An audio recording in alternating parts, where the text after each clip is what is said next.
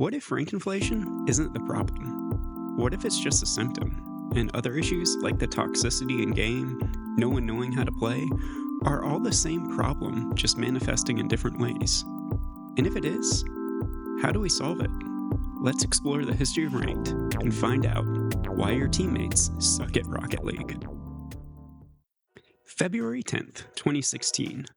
The first season of Ranked has been completed, and the tradition of season rewards has begun. Everyone started at the bottom and worked their way up. Season 2 goes by and things are great. Then Psyonix does a hard reset on the ranks for Season 3. Everyone hated it.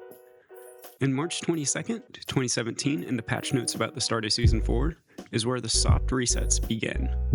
And this stays the same up until September 23rd, 2020. Where this happened. Now all new players are starting in Gold 3, all players lower than Gold 3 are boosted, and all players above Gold 3 were deranked. This is the beginning of everything going wrong. And it's not because free-to-play launched, it's because of this change. To understand why this change is so bad, we need to answer these two questions. How does an MMR system sort players? And what does the player base look like for Rocket League at this time? Let's start with the first question. To oversimplify what we need to know, the MMR system is just an algorithm that makes a percentile graph, and then takes sections of that graph and gives each one of them a name, or as we call them, a rank. Changing the algorithm changes the shape of that graph, and by consequence, the amount of players in each rank. Now for the second question. What does the skill distribution of the player base look like when free-to-play happened? Well, it looked something like this. This normal part of the bell curve was the existing player base, and this spike right here at the lower end is all the new players joining the game. Rocket League doubled in player count when this happened, and this is where Psyonix's changes to the MMR system broke Ranked. Because these players were now starting at Gold 3, at these ranks, it becomes a coin flip of who wins in what was these middle ranks. And now all these new players are getting spread out among the middle ranks to devastating effect. This means, as a new player, you should expect to win about half the games. But if you just get a little bit of luck, you'll end up skipping half of the ranks in the game as a brand new player with next to zero skill or knowledge development. Hey, so I was in the middle of editing this video, and I decided to go on Reddit and kind of post a general idea, kind of a condensed version of this video. That way we can kind of start a discussion there in multiple places. And I was scrolling through Reddit, and this is my post right here, why your teammates suck at Rocket League. And then right here, brand new players question. Hey everyone, I started playing and maybe a few hours into the game. Basically, approximately 15 games played so far. And put in, you guessed it, Gold 3. Because these games are now by and large decided by a lottery system on if you get new players on your team or not, rank stagnates. And no one is moving up into Diamond out of these middle ranks because of it. Psyonix looks at this data and makes a change by increasing the amount that placement games move you throughout the ranks.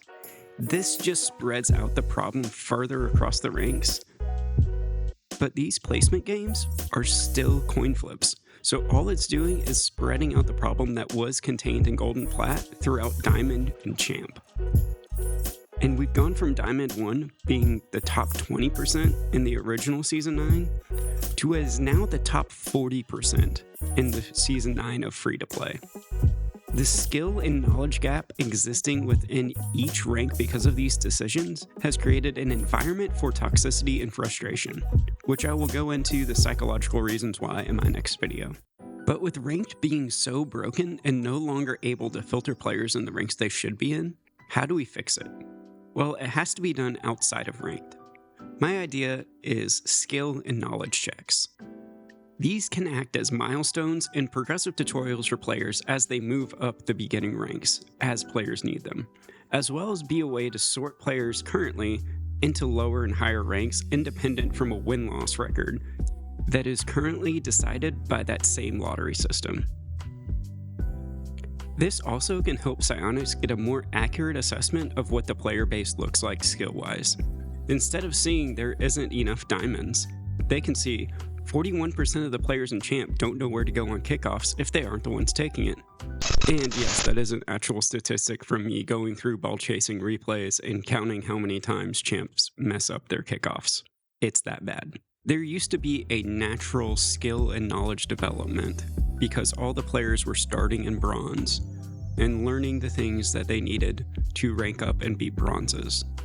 But now, since this update, you don't know what the other player has been able to learn at their rank because, by and large, they might not even deserve it.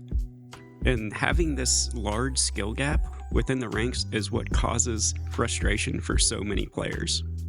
Let me know your thoughts on implementing a system like this to, one, help spread the ranks back out and get players in the rank they should be in, but to also help new players learn and progress while they're going on their ranked journey.